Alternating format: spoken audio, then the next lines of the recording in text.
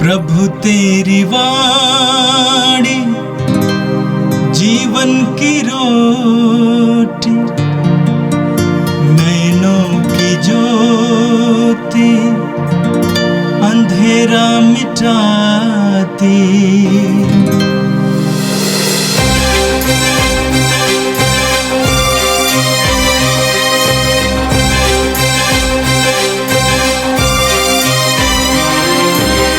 प्रभु तेरी वाणी जीवन की रोटी, नैनों की ज्योति अंधेरा मिटाती। प्रभु तेरी वाणी जीवन की रोटी, नैनों की ज्योति अंधेरा मिटाती। वाणी वाणी वाणी वाणी वाणी पवित्र है, शाश्वत है, जीवन का मन्ना है। 6 दिसंबर शनिवार। पहला पाठ नबी इसायास का ग्रंथ, अध्याय 30, वचन संख्याएं 19 से 21 तक और 23 से 26 तक। इज़राइल का परम पावन प्रभु ईश्वर यह कहता है, यरूशलेम में रहने वाली सियोन की प्रजा, अब से तुम लोगों को रोना नहीं पड़ेगा। प्रभु तुम पर अवश्य दया करेगा, वह तुम्हारी दुहाई सुनते ही तुम्हारी सहायता करेगा। प्रभु ने तुम्हें विपत्ति की रोटी खिलाई और दुख का जल पिलाया है, किंतु अब तुम्हें शिक्षा प्रदान करने वाला प्रभु अदृश्य नहीं रहेगा। तुम अपनी आँखों से उसके दर्शन करोगे। यदि तुम सन्मार्ग से दाएं या बाएं भटक जाओगे, तो तुम पीछे से यह वाणी अपने कानों में सुनोगे, सच्चा मार्ग यह है, इसी पर चलते रहो। वह तुम्हारे बोए हुए बीज को वर्षा प्रदान करेगा और तुम अपने खेतों की भरपूर उपज से पुष्टिदायक रोटी खाओगे। उस दिन तुम्हारे चौपाए विशाल चरागाहों में चरेंगे। खेत में काम करने वाले बैल और गधे सूप और डालिया से फटकी हुई नमक मिली हुई भूसी खाओगे। महावत के दिन जब गढ़ तोड़ दिए जाएंगे, तो हर एक उत्तुंग पर्वत और हर एक ऊंची पहाड़ी से उमड़ती हुई जलधाराएं फूट निकलेंगी। जिस दिन प्रभु अपनी प्रजा के टूटे हुए अंगों पर पट्टी बांधेगा और उसकी चोटों के घावों को चंगा करेगा, उस दिन चंद्रमा का प्रकाश सूर्य की तरह होगा और सूर्य का प्रकाश 7 दिनों के सम्मिलित प्रकाश के सदृश 7 गुना प्रचंड हो उठेगा। यह प्रभु की वाणी है। संत मत्ती के अनुसार पवित्र सुसमाचार, अध्याय 9 पद संख्या 35 और अध्याय 10 पद संख्या 1 और 5 से 8 तक।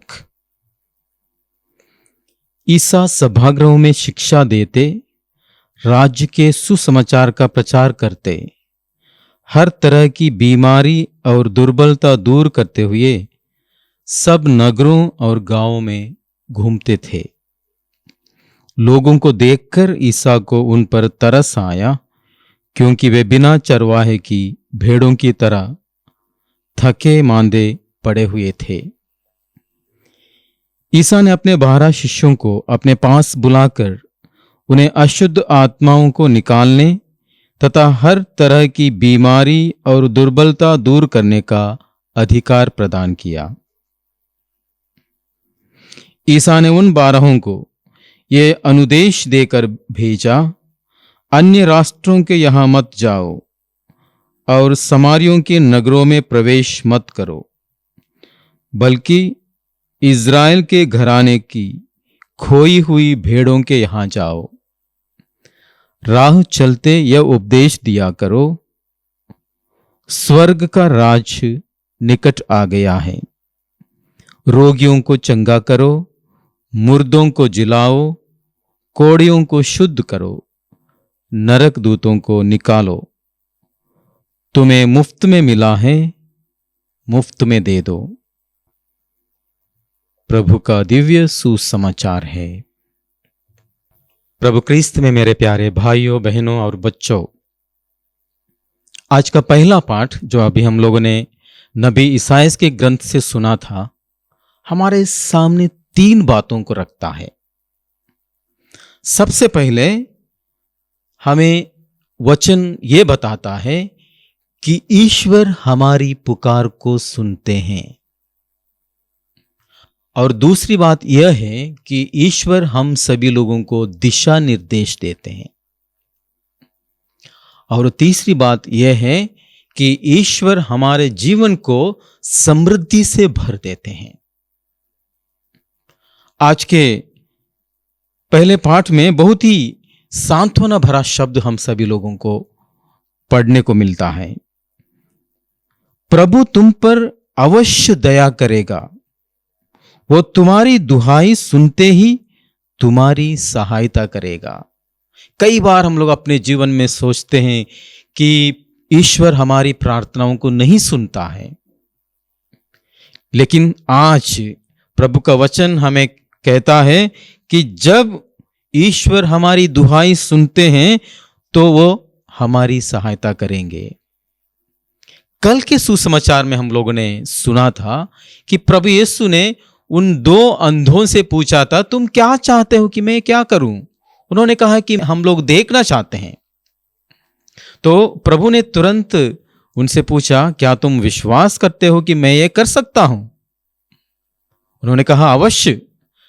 ध्यान देने की बात है, प्रभु का वचन कहता है, प्रभु ने कहा, जैसे तुमने विश्वास किया वैसा ही हो जाएगा।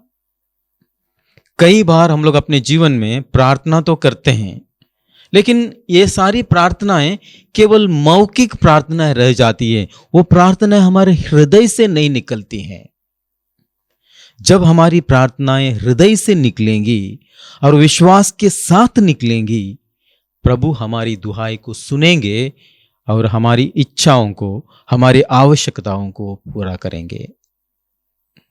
दूसरी बात है, कई बार हम लोग सोचते हैं कि हमारे जीवन में कठिनाइयां आ जाती हैं, लेकिन इन कठिनाइयों के बावजूद भी ईश्वर हमारी अंतरात्मा के द्वारा हमसे बातें करते हैं और हमारे जीवन को एक दिशा निर्देश देते हैं। प्रभु का वचन कहता है, यदि तुम सन्मार्ग से दाएं और बाएं भटक जाओगे तो तुम पीछे से यह वाणी अपने कानों से सुनोगे, सच्चा मार्ग यह है, इसी पर चलते रहो।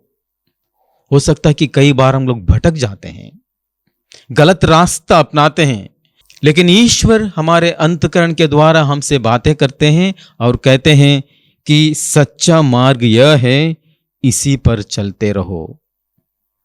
जी हां, प्रभु का वचन बार बार हमारे हृदय के द्वार को खटखटाते रहता है।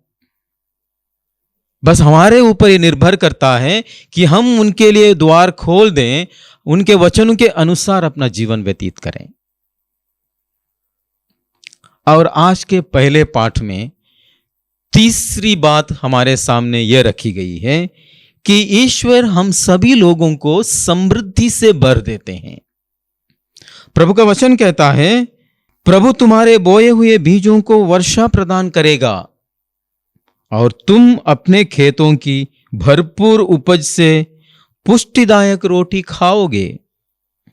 उस दिन तुम्हारे चौपाए विशाल चरागाहों में चरेंगे, खेत में काम करने वाले बैल और गधे सूप और डालिया में फटकी हुई नमक मिली हुई भूसी खाएंगे। तो इस प्रकार प्रभु का वचन कहता है कि जो विश्वास करते हुए जीवन बिताता है, जो प्रभु पर अपना संपर्क बनाए रखते हुए अपना जीवन व्यतीत करता है, उसका जीवन समृद्धि से भरेगा। और इस प्रकार आज का पहला पाठ 3 बातों को हमें दृढ़ करता है। सबसे पहले यह है कि विश्वास के साथ जो भी प्रार्थनाएं हम लोग प्रभु के पास रखेंगे, प्रभु के सम्मुख रखेंगे, उन सारी प्रार्थनाओं की सुनवाई होगी। साथ ही साथ ईश्वर कई बार जब हम लोग गलत रास्ता पकड़ते हैं तो हमारे अंतकरण के द्वारा हमसे बातें करते हैं और कहते हैं कि जो मार्ग तुमने चुना है वो गलत है, सच्चा मार्ग कुछ अलग है, उस सच्चे मार्ग पर चलो, प्रभु की शिक्षा पर चलते रहो। और तीसरी बात यह है कि जब हम लोग ईश्वर पर विश्वास करते हुए अपना जीवन व्यतीत करेंगे तो हमारा जीवन समृद्धि से भर जाएगा। ईश्वर को हम लोग धन्यवाद दे दें इन वचनों के लिए। और आज का दूसरा पाठ संत मत्ती के सुसमाचार से जो हम लोगों ने सुना है, एक चित्रण हमारे सामने रखता है। प्रभु यीशु इस सुसमाचार में हम लोग देखते हैं कि सभागृहों में शिक्षा दे रहे हैं, सुसमाचार प्रचार करते हुए जा रहे हैं, रोगियों को चंगा कर रहे हैं और नगर और गांव में घूमते हुए लोगों की भलाई कर रहे हैं। और प्रभु ने देखा, केवल शारीरिक आंखों से नहीं बल्कि अपनी आंतरिक आंखों से उनको देखा। और इसीलिए जब प्रभु ने देखा, उन भीड़ को देखकर उन पर तरस हो आया। कई बार हम लोग शारीरिक आंखों से देखते हैं लोगों को, लेकिन उनकी परेशानियों को, उनके दुख संकट को हम लोग समझते नहीं हैं। तो इसीलिए प्रभु कहते हैं कि जब प्रभु ने उनको देखा, उनको देखते हुए उन पर तरस हो आया। उन्होंने अपने दिल से उनको देखा और इसीलिए उनको मालूम था कि वो कई लोगों के पास नहीं जा सकते हैं, तो इसलिए उन्होंने अपने शिष्यों को चुना। और शिष्यों को चुनकर प्रभु यीशु ने अनुदेश देकर भेजा। 4 बातों को उनको करने के लिए कहा गया है। सबसे पहले उनको राह चलते उपदेश देने के लिए कहा गया है, यानी कि स्वर्ग का राज निकट आ गया है, इस सुसमाचार को फैलाने के लिए कहा गया है। कई लोग हैं इस सुसमाचार को सुनने के लिए लालायित हैं, प्रभु के वचन को सुनने के लिए तत्पर हैं, प्रभु के पास आकर उनके वचनों को सुनना चाहते हैं। तो प्रभु हम सभी लोगों को एक तरह से आज के दिन एक जिम्मेवारी देते हैं कि हम उपदेश दिया करें। और दूसरी बात, शिष्यों को प्रभु यीशु ने कहा था कि रोगियों को चंगा करो। कभी कभी हम सोचते होंगे कि रोगियों को चंगा करने के लिए हम तो डॉक्टर नहीं हैं, हम कैसे चंगा कर सकते हैं? जी हां, हम डॉक्टर तो नहीं हैं, लेकिन कई तरह से हम लोगों को चंगा कर सकते हैं। हम मानसिक रूप से हम उनको चंगा कर सकते हैं। कई सारे लोग जो हैं, जो दुख में भरे हुए हैं, जो डर से भरे हुए हैं, जिनका आत्मविश्वास खो चुका है, ऐसे लोगों के पास हम लोग जा सकते हैं। उनके साथ बैठकर उनके दुख दर्द को हम लोग सुन सकते हैं। उनको फिर से हम लोग एक तरह से मोटिवेट कर सकते हैं, उनको प्रेरणा दे सकते हैं, उनके आत्मविश्वास को फिर से जगा सकते हैं। और इसीलिए हम रोगियों को जान दे सकते हैं। मानसिक रूप से जो वो रोगी हैं, उनको हम लोग जान दे सकते हैं। आध्यात्मिक रूप से कई सारे लोग रोगी हैं, गलत रास्ते पर जा रहे हैं, प्रभु पर विश्वास नहीं कर रहे हैं। इन सारे लोगों के पास जाकर हम उनको भी एक दिशा निर्देश दे सकते हैं, उनको हम लोग मार्गदर्शन कर सकते हैं। प्रार्थना करने के लिए और विश्वासपूर्ण जीवन व्यतीत करने के लिए हम सभी उनको प्रेरणा दे सकते हैं।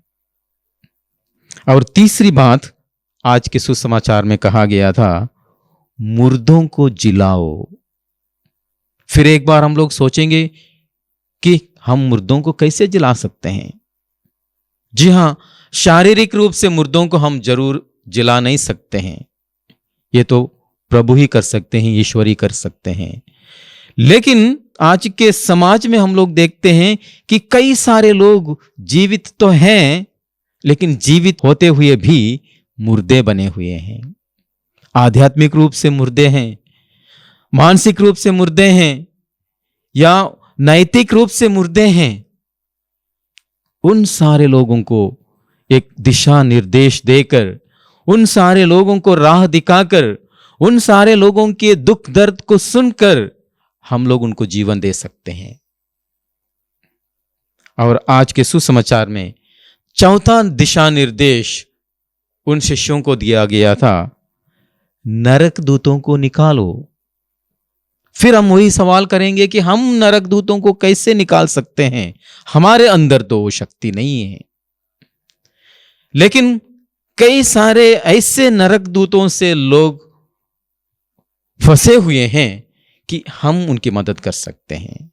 उदाहरण के लिए कुछ लोग ऐसे होते हैं जो हमेशा नकारात्मक सोच में हैं, always think negatively about themselves.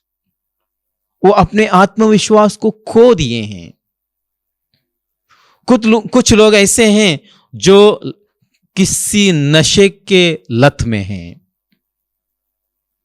नशा करना, पान खाना, सिगरेट पीना या शराब पीना, इन सारे नशों के लत में हैं। हो सकता है कि पूरे समय मोबाइल में लगे रहना, टीवी देखते रहना या खेल कूद में किसी एक चीज पर हर समय लगे रहते हुए दूसरा काम जब हम लोग नजरअंदाज करते हैं, इसको हम लोग कहते हैं एडिक्शन या लत। तो इस तरह के नरक दूतों से कई सारे लोग फंसे हुए हैं। हम उनकी मदद कर सकते हैं, उनको दिशा निर्देश दे सकते हैं, उनके पास जाकर उनको सुन सकते हैं।